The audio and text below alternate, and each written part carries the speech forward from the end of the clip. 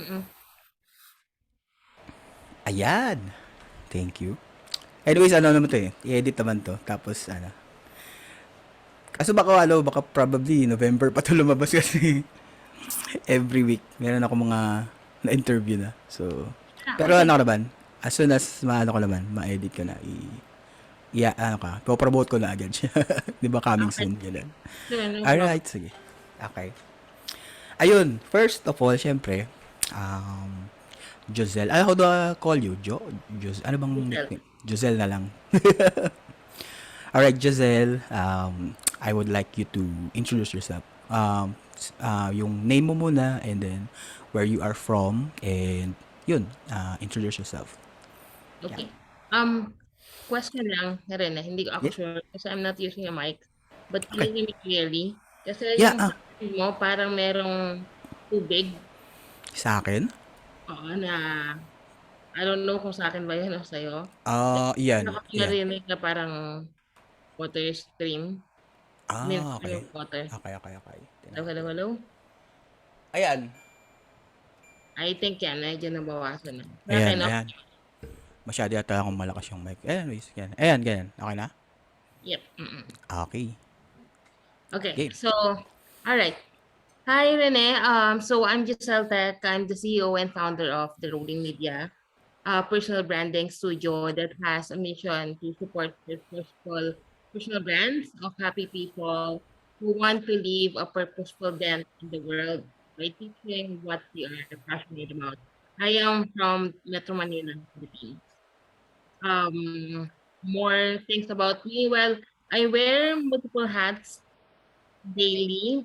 I'm an entrepreneur. I'm a personal brand strategist, a freelance business mentor, content creator, disability advocate, and an adventurer.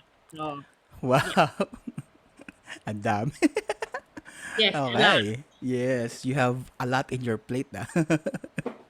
So, I um, first question is, how long have you been doing freelancing, and ano yung achievements mo na you think yung most significant so far?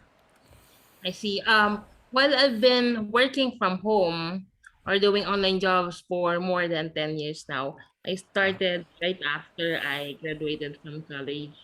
So that computes kung ilang taon na ako. Hindi ko Pero natatanungin. I I really started working from home right after I graduated. Siguro mga 2 months, 1 to 2 months. Okay. But then back then, I treat online work as a full-time one. Like, I'm parang nagtatrabaho pa rin ako sa office, Okay. but sa bahay ako nagwo-work. So, yung kliyente ko or companies I work with are from different parts of the world, not necessarily the Philippines talaga. I think I have Okay. never worked with a company in the Philippines.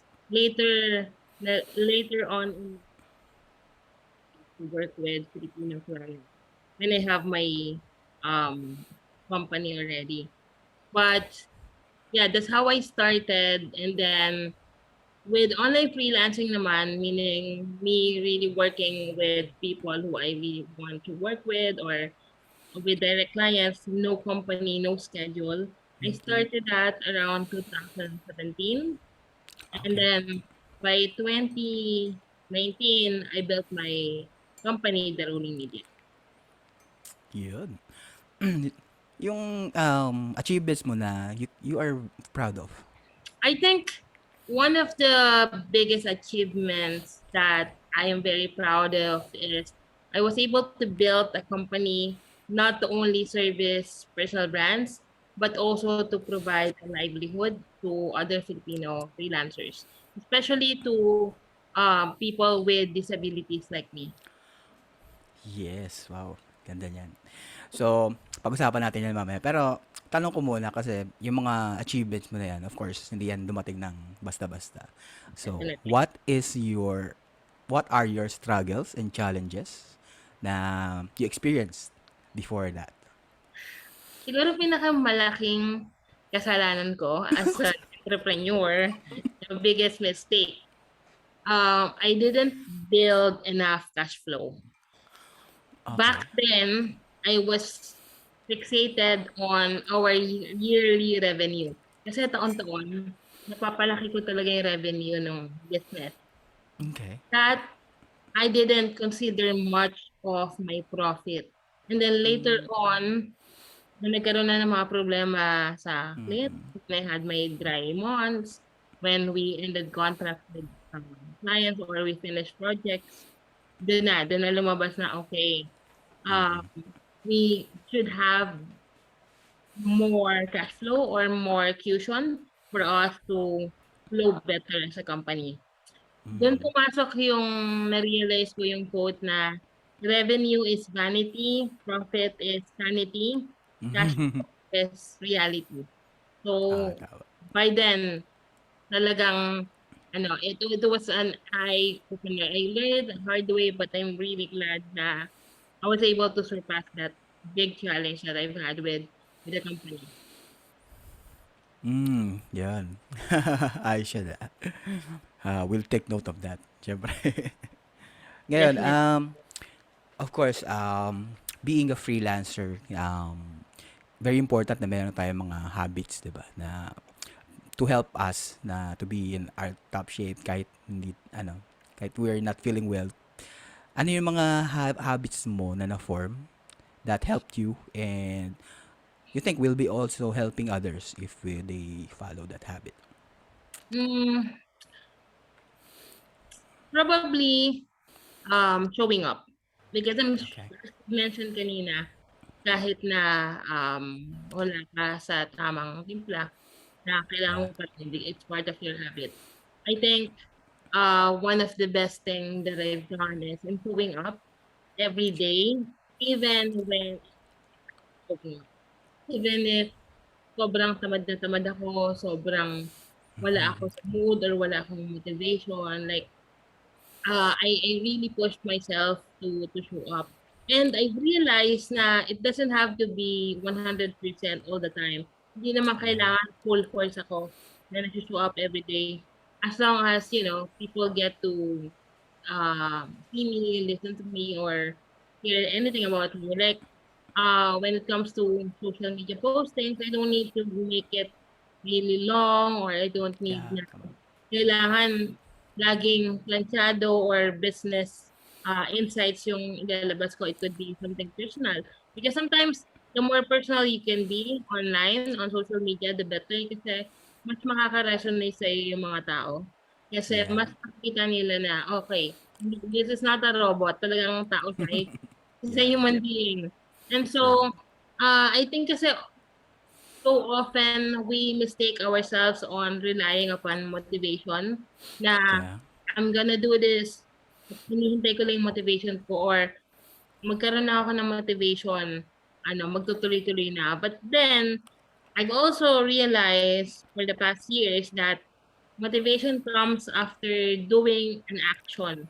Sometimes kapag Yeah. nakapag-invest ka na ng oras, ng panahon, the more you take action, the more you get motivated to do it. Kasi, sayang naman yung mga in-effort mo, yung mga itinestan mo na oras.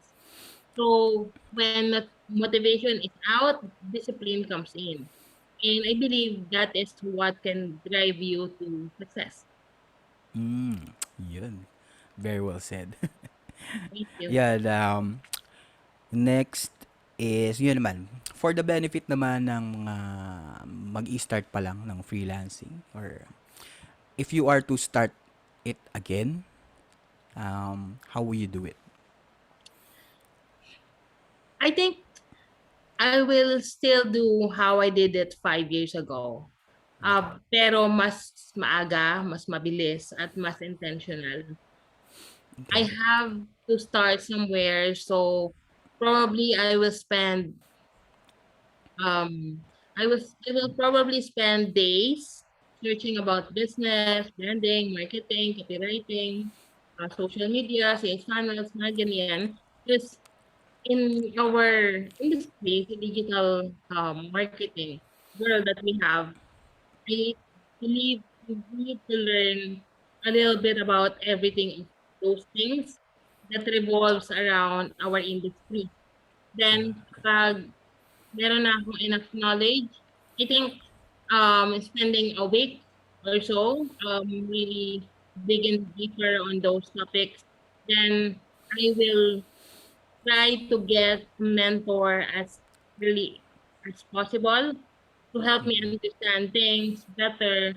And this is what I believed in when I had mentors who, shares their knowledge, expertise, and experiences. It was able to fast track my learning and my success from maybe 15 years down to Yeah. 5 years. So, mas nagiging mabilis yung mga nagiging process. Yun. Okay. Yun nga talaga. Mentoring talaga. Ngayon, so tapos na tayo sa 5 questions ko. We'll be going up close and personal. Okay. So, sino ba si Jozelle nung kanyang early years? Ano mga experiences mo and yun, how it contributed to who you are now? Ano yun? Mhm. Well, sino ba si Giselle? Well, I'm someone na mahilig mag-explore ng mga bagay-bagay. Okay. I really love learning and exploring new things. Even up to Yeah. now, I find it very fun and enjoyable to do kapag may bago akong natututunan or may bago akong nasusubukan. Kumbaga, may it be Okay. about business or about life, but someone, parang Philippine version ni Dora the Explorer. I really love, traveling, exploring different things. And I think with that attitude, it really built my, not just my success, but who I am today. Yan. Ano mahilig ko palang travel Oo, mahilig talaga. I Yeah. do land and air travel yan. Mga Yeah. talagang hindi ko inaayawan yan. Yeah, you mentioned kasi 'di ba kanina, nag-start ka na agad ng home-based after Mhm. ng college. How did you get into that? Paano? Nag-search ako online kasi before nag-OJT ako sa BPO, Okay. somewhere in Ortigas. Kasi of course, I needed that for me to graduate. Um, I didn't like the experience kasi medyo hassle. I had to go there every day for 2 weeks, I think, or more. Um, Nung panahon na yun wala pang Grab. More on Oh. taxi tapos commute talaga. We had a family driver naman. But then, since I'm going to do OJT na, magtatrabaho na ako, hindi siya masyadong practical. Kaya I resorted to looking for something that I can start with online. May internet Yeah. naman kami sa bahay and then my computer. So I just did a search down words like how to make money online or how to find a job online and so on.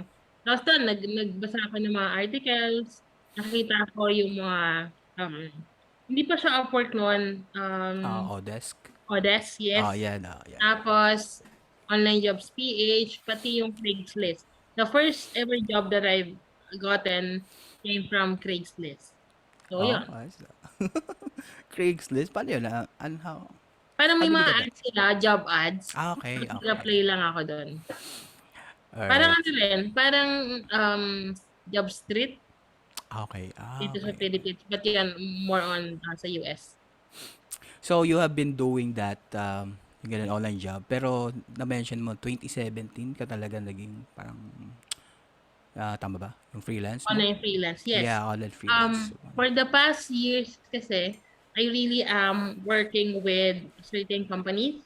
Like, Okay. I'm a junior designer or pinaka-lead designer nila, graphics, or sometimes marketing assistant. So, marami akong naging trabaho. I was a jack of all trades Yeah. with working with different international companies. And usually merong schedule like 9 to 5 or minsan nga ano, graveyard shift. I think the first few jobs that I've had, lahat sila ano, graveyard. So, tulog silang lahat dito, ako gising, nagwo-work ako online. And then noong 2017, that's when I started to really do freelance work. Meaning, Yeah. yung wala talagang company, like I'm directly working with certain clients on Okay. project to project basis. Okay, so right now alam ko meron kang agency ngayon. So ano lang, how did you started that agency? And Mhm. yeah. Um, it all started when I started my YouTube channel back in Okay. 2017. Um, that's when I started exploring content creation. 2017 yon. I hop on facing my camera and then just doing different sort of things, just telling stories about me, about what I do, my travel, my job, etc. And then I have this particular video where I talked about online jobs, and people weren't so aware of that back then. Well, there are a lot of online freelancers now or online job employees, pero hindi pa siya as booming as today. Yeah. So, Tama yun. a lot of people were curious about what I was talking about, and then that led me to create more videos about that. And then a few more videos, people kept on asking me like, "Uy, Giselle, magawa ka naman ng course or paano ba yan? How po?" You know, yung usual how po. So, medyo na ano ako doon, na-influence ako about that na kasi sagot ako ng sagot, paulit-ulit lang naman yung tinatanong sa'kin, paulit-ulit lang naman yung sagot ko. So, ang ginawa ko was, sige, try ko nga gumawa ng mini course. I am not really um, into creating courses or being a coach. Wala akong idea nun. Ang alam ko lang, Yeah. magtuturo ako. Like I have Yes, to yes. do something um, worthwhile na makakatulong sa kanila at makakatulong din sa akin na kahit imbis na paulit-ulit ako, sige, isang bagsakan na lang. But when I was planning the mini course, I called it WeTech. Mm, Um, tech. I'm focusing on people with disabilities. Kasi yun naman talaga yung pinaka-niche core Yeah, market yeah. ko sa YouTube. Gusto ko makatulong doon sa mga taong may kapansanan na, okay, there's an opportunity online where you can work without you moving or going outside your house to actually work. So, I intended to just really get a few people, but I got about siguro 30 to 50 people applying. But then, medyo ano kasi, talaga na-overwhelm ako. Parang, wait lang, hindi pa ako ready dyan. Parang I don't want to bite more than I can chew. And so, Yeah. sige, kuha lang tayong mga 15. Like, yung mga nauna, at saka yung mga sumagot na talagang they're very, um, so dito, they're very interested and they're committed to actually do the work. So I did the mini course. I spent, I think, 2 months Two with months. these 15 people, and then another month giving them OJT. Yung OJT na yon, um, paid yon, and then it's coming from all the freelance work that I've been getting from Free Up naman. Because I've been a freelancer on Free Up for a time na, during the time na nag-publish ako nung course na yon. Tapos marami na rin ako nagiging projects. So doon nag-start yung pagbuo ng The Rolling Media because I hired a few of the people coming from the OJT students. Tapos sila yung mga nakasama ko in building The Rolling Media while, hindi pa talaga, wala pa siya talagang The Rolling Media, wala pa siyang company, but I'm just really outsourcing projects to them. And Okay. then yung mga talagang na-train ko, yung mga tipong nagtagal talaga, yung talagang nakita ko yung dedication and willingness to learn. Sila talaga yung mas nagtagal and then dun ko na naumpisahan yung pagbuo ko ng The Rolling Media. Ayun. So, mga students mo rin pala yung mga ano. Yes, most So, of them. maganda yun. May mga loyalty talaga sila sa'yo na. Yeah, loyalty, and we were able to build the culture that we are Yes. wanting to have dun sa business. Kasi they are all trained by me personally. Yun. Trainer ka na pala talaga. Di ba? So, ano. Um, you mentioned na meron kang mga parang may mga outreach ba? May programs ka ba para sa mga ah yun sa mga disabled? Yeah, before I did that, but before actually having mini course YouTube or whatever digital marketing assets I had, ang ginagawa ko talaga before, I have this Share Your Joy event. I do it every September. I've started it 10 years ago. Actually, 10th year na namin this year. So, I'm Wow. excited. Ang ginagawa ko is every birthday ko, nagpapa-party kami with children, for children with disabilities or rare diseases or may cancer, ganyan. So parang I spend a day just to really bond with these kids. Kasi ako, I feel very fortunate that I'm with my family. I have a very supportive and loving family. And Yes. so I try to spend at least a day of happiness with these kids na nasa orphanage. So yeah, Yun. Saya nun ah.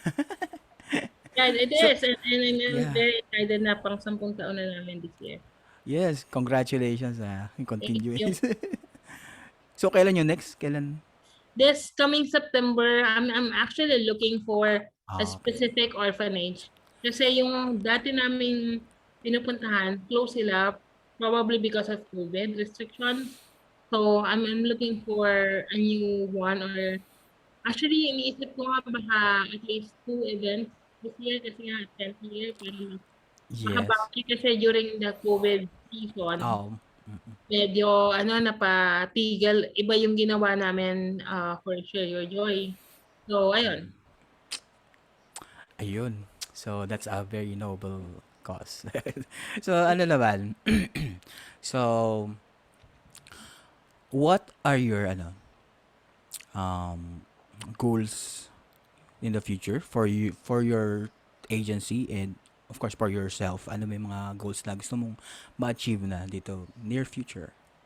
Mm, I think one of my personal goals that could be intertwined with business is I really aspire to inspire and educate people all around the world by speaking on the stage and traveling with my mom, hopefully. And I would probably start in the Philippines. Um, I don't know exactly plans yet, but I'm trying to do that online by, like this, na masali ako sa mga interview or I accept speaking engagements or I create online, I create content online on TikTok and YouTube to spread awareness, to spread positivity, ganyan. Okay. That's one of my biggest goals, personal goals. For my business naman, I would want to really focus on personal brands, not just international clients, but also locally. For us to be able to provide service to coaches, digital entrepreneurs, Yeah. consultants, and how they can communicate their expertise online. Okay. Uh, Ah, ay, hello, hello, hello. nag-choppy ka, choppy. Hello, hello. Ayan, okay na. Ayan, okay na, okay Yeah, na. I lost you. Parang nag-break ka. Ayan, okay na ba ako? Okay na. Yeah. Okay, may ano ako. Regarding naman sa ano mo, sa agency, kasi you mentioned you developed a culture. So, interested lang ako kung how do you how do you build that?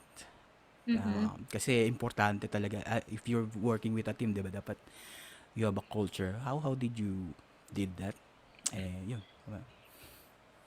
Um, We have an agreement sa loob ng CRM that we talk about things even if it makes us awkward, because communication is key to everything. And so I want them to be very open to me and to the whole members of the squad. I call them CRM squad.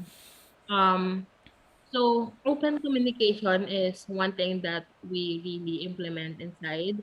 May it be a good or bad, whatever you feel free to open it up to me. Um, I also find it very interesting when we get to bond physically or in person. Um, when before COVID happened, I used to meet up with my members at least once or twice a year. I let them fly from different parts of Wow. the Philippines to Wow. Manila para makapag-bonding kami. Kasi I feel like iba pa rin talaga yung bond in person more Yes, than yes. online. So, from there, nakakikilala talaga namin yung isa't isa. We get to understand ano ba talaga yung mga interest, passion, yung mga gusto nilang gawin personally. And I do yearly evaluation or annual evaluation with the whole team to give them proper expectations, feedback, compliments. Um, and I feel like doing that makes us more open with each other na okay, kapag nagkamali ka, ganito yung pwede natin gawin. Kapag may ginawa ka, ganito yung reward mo. And parang I made sure that they feel that they're not just an employee but actually partners Partners. they've had inside the company. So yeah. Ganda nun.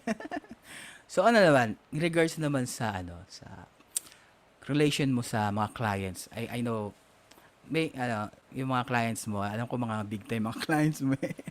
So anong mga how do you deal with your clients and yun, how do you yeah, make the best out of your relations? Yeah. Mm, well, I make sure that I am genuinely um sorry. So I make sure that I provide genuine care to them because I feel Okay. like people will really realize and feel that if you are being authentic to them. I am very personalized with my clients, meaning they can contact me directly, and I'm actually their uh, point of contact whenever they need anything. I give them all access to me, but I also provide healthy boundaries uh, Yes, yeah. for both of us. I'm more clear, then I'm more polite with them, and I think they love it about me. Um, and even though we finish the project, I make sure that I stay in contact with them. So I'm not Okay. just building relationships because I want to work with them or I'm working with them, but because they're really a part of my life and the success of our company. Because without them, I Yeah. don't know where the rolling media would be. Yeah. Okay. So ano naman for aspiring agency owners, how would you what is your best advice for them, yung mga mag-uumpisa pa lang? And kahit na siguro yung mga meron na talaga na how to improve their their process or anything para mas maganda yung trabaho nila sa agency nila. Yeah. Hmm. I think the best advice that I could give agency owners like me is to one, prioritize profit, building cash flow. Yeah. Second is always take care of your team. Okay. Take care of your team more than your clients. And this could be Yeah. cliche for others because I just feel like, there are thousands of clients you can work with, but Oh, there yeah. are only few quality people who you can share core values with, that you can really work with. And so I really am encouraging them to really take care of their people. Well, both clients and the team, but most of the time kasi I feel like some agency owners prioritize their clients because they know the clients is the one paying the business, Yeah. right? But I feel like we should always consider the contribution of the team that we are working with. And lastly would be true to your messaging and always build relationships, prioritize or focus on building relationships, network more than your network. Yan, ganda na. Ano lang, ito na. Ay, sige. Ano na, ubus na ako ng questions eh. So, so ano na tayo? Magsila na ba? Parting words na tayo. Ano bang, kasi ang most probably yung mga viewers natin, karamihan mga aspiring freelancers pa lang. Although meron siguro mga mag-freelance na. So, ano yung um, parang words of wisdom mo sa mga freelancers na Filipino na-inspire mo rin kasi alam mo naman na ah, ano kaya nakaka-inspire ka talaga lalo na sa mga ano mo, 'di ba? Ano. So ano yung words of wisdom mo na share sa mga ating mga viewers? I guess I only have two things. One is success is a long-term commitment. Yeah. So if you really want to have success, you have to do it consistently, intentionally, and you have to really work on the process nonstop. Second would be if you want world-class revenue, then you have to provide world-class value. Ba, ayos. Ayun. Okay na ako. Meron ka ba bang gustong i-share? I think pretty much it. I'd love to get this recording, Rene. Ah, yeah, You I have a give you. great question. So Okay, yun. Thank you for your time. Tapos, yeah, i-inform kita kung edit ko muna to. yes, Pero as soon as ma-edit ko, i-ano ko siya. Kumbaga, ipopromote ko na siya sa website. Coming okay. soon. Sige, sige. Ayun, thank you very much sa iyong time. And, yeah. Thank you so much, Rene. Okay. Okay, yeah. Ay, yeah. Yeah, chat na lang ka. Chat na lang ta. All right. Thank you so much, Okay, Rene. have a great Have a great day. Bye day. bye. Thank you, thank you.